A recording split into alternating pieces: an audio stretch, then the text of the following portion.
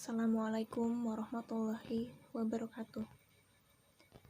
Alhamdulillahirabbil alamin. Assalatu wassalamu ala asyrofil anbiya'i wal mursalin wa ala alihi washabbihi ajmain. Amma ba'd. Hadirin yang saya hormati, marilah kita panjatkan puji serta syukur kehadirat Allah Subhanahu wa taala yang telah memberikan nikmat dan karunia-Nya sehingga kita bisa berkumpul di tempat yang mulia ini. Salawat serta salam tidak lupa kami curahkan kepada junjungan kita Nabi besar Muhammad Sallallahu Alaihi Wasallam yang telah membawa kita dari zaman kegelapan menuju zaman yang terang benderang ini. Hadirin yang saya hormati, terkadang kita butuh untuk duduk sendirian, untuk merenungkan kehidupan ini, tentang bekal untuk berjumpa dengan Allah Subhanahu wa taala. Mungkin kita merasa banyak amal kebaikan yang telah kita lakukan. Mungkin kita berpikir sudah banyak amal soleh yang kita lakukan. Coba kau hitung 1, 2, 3, 4, 5. Tapi pernahkah kau tanyakan kepada dirimu, manakah di antara amal kebaikan itu yang kau bisa istiqomahkan? Istiqomahkan bertahun-tahun kau mengamalkannya. Baca Al-Quran, mungkin kau pernah berjanji kepada dirimu bahwa aku akan membaca Al-Quran setiap hari 1 lembar. Namun, bertahan berapa lama kau membaca Al-Quran 1 lembar setiap hari? Mungkin kau pernah berjanji akan puasa Senin Kamis, akan tetapi dalam setahun kau tanyakan kepada dirimu, berapa kali kau puasa Senin Kamis? Dalam 2 tahun, 3 tahun. Terkadang kita ini memang semangat, tapi tidak untuk istiqomah. Rasulullah Shallallahu Alaihi Wasallam bersabda, khairul amali adwamuhu wa in qalla. Sebaik-baiknya amalan itu yang berkesinambungan, walaupun hanya sedikit. Jadi kalau ada orang barat itu memberikan istilah mini happy, tapi kok kau jaga itu? Kemudian Bilal bin Rabah terdengar terompahnya di surga. Bilal bin Rabah adalah sahabat Rasulullah yang dulunya pernah disiksa oleh kaum kafir Quraisy. Namun apakah Bilal bin Rabah masuk surga karena beliau disiksa waktu di Makkah? Atau karena amalan besar yang pernah Bilal bin Rabah lakukan selama hidupnya? Ternyata ketika ditanya oleh Rasulullah Shallallahu Alaihi Wasallam, amalan yang paling Bilal berharap itu dia bisa memasukkan ke surga. Bilal bercerita kepada Rasulullah Shallallahu Alaihi Wasallam, ya Rasulullah, aku tidak tahu, tapi aku ini tidak pernah batal berwudu, kecuali aku bersuci. Kemudian aku sholat setelah wudu itu dengan jumlah yang Allah tentukan untuk aku. Itu yang didawamkan oleh Bilal bin Rabah, sahabat Rasulullah Shallallahu Alaihi Wasallam. Kita sering mendengar kalimat dawamkan, dawam. Itu artinya kita berkesinambungan. Karena itu yang akan mengantarkan kita. Amalan yang sedikit itu, namun tetap kita jaga, tetap kita istiqomahkan, itu yang akan mengantarkan kita kepada syurganya Allah Subhanahu wa taala. Zikir. Ketika seorang sahabat Nabi Muhammad Shallallahu Alaihi Wasallam datang dan dia mengadu kepada Rasulullah tentang banyaknya syariat, tentang banyaknya amalan-amalan dalam Islam. Kemudian dia ingin meminta sebuah amalan yang bisa dia berpegang teguh untuk terus mengamalkannya. Kemudian apa kata Rasulullah? La yazalu lisanuka rutban min zikrillah. Yang artinya, kau jaga itu, kau jaga lidahmu untuk selalu basah dengan zikrullah.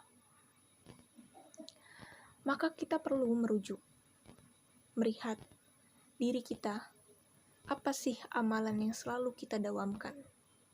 Amalan-amalan itu tidak perlu amalan yang sangat besar, namun amalan yang kecil yang bisa kita istiqomahkan.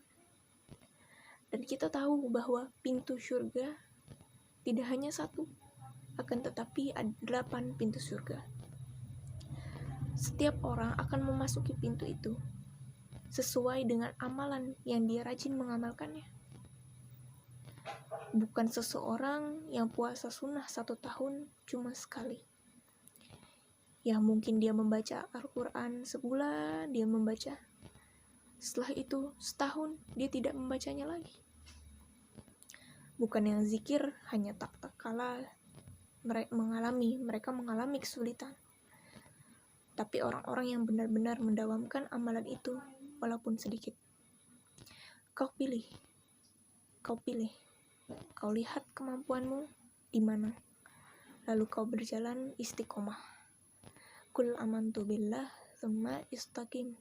Semoga Allah memberikan kekuatan kepada kita untuk berjalan istiqomah sampai ke pintu surga. Kemudian ada dalil dalam Al-Quran yang menyatakan mengenai istiqomah, yaitu Bismillahirrahmanirrahim. Fastaqim kama umirta wa ma taba ma'aka wa la tatghaw innahu bima ta'maluna basir. Yang artinya, maka tetaplah kamu pada jalan yang benar sebagaimana diperintahkan kepadamu, dan juga orang yang telah bertaubat beserta kamu, dan janganlah kamu melampaui batas, sesungguhnya Dia Maha melihat apa yang telah kamu kerjakan. Surat Al-Quran Surah Al-Hud ayat 112. Kemudian mengutip dari buku Istiqomah Antil Husnul Khotimah oleh Ririn Rahayu dan kawan-kawan, segala amal ibadah yang kita lakukan dengan istiqomah itu akan meninggalkan kesan di hati, yang mana kemudian selanjutnya akan terpancar pada wajah dan perilaku orang mukmin di kehidupan sehari-harinya. Berbeda dengan mereka yang tidak istiqomah, ibadah akan terasa berat dilakukan. Ibadah mereka hanya sesaat, lalu lewat begitu saja dengan alasan bosan, jenuh, malas, dan lain sebagainya. Maka tak bisa dipungkiri betapa pentingnya istiqomah dalam beribadah dan beramal soleh. Dengan istiqomah, amalan yang kecil nilainya bisa menjadi sangat besar karena dilakukan terus-menerus. Namun begitu pula sebaliknya, amalan yang nilainya besar jika tidak istiqomah akan kalah dengan amalan-amalan yang kecil yang kita lakukan secara istiqomah. Untuk meyakinkan kita betapa pentingnya istiqomah dalam beribadah, saya akan membacakan beberapa hadis. Yang pertama diriwayatkan oleh Imam Ahmad dan Ibnu Majah dari Rasulullah. Beliau berkata, istiqomahlah dan kalian tidaklah akan mampu untuk istiqomah dalam semua ketaatan dengan sebenar-benar istiqomah. Hadis riwayat Ahmad dan Ibnu Majah. Kemudian hadis yang kedua dari Sufyan bin Abdullah As-Saqafi. Ia berkata, wahai Rasulullah, katakan kepadaku di dalam Islam satu perkataan yang aku tidak akan bertanya kepada seorang pun setelah Anda. Rasulullah menjawab, katakanlah, aku beriman, lalu beristiqomahlah. Hadis riwayat Muslim, Ahmad, Tirmizi, dan Ibnu Majah.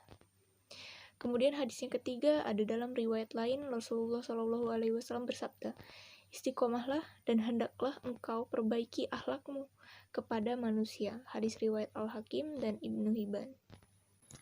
Maka dari itu, kita semua sebagai umat muslim hendaknya mengistiqomahkan amalan-amalan. Tidak perlu yang besar-besar, amalan kecil namun kita istiqomahkan untuk menjadi salah satu pintu bagi kita menuju surganya Allah Subhanahu wa Ta'ala. Lebih dan kurangnya mohon maaf apabila saya ada kesalahan kata, kesalahan penempatan kata, ataupun pemilihan kata. Mohon dimaafkan. Wabillahi taufiq wal hidayah. Wassalamualaikum warahmatullahi wabarakatuh.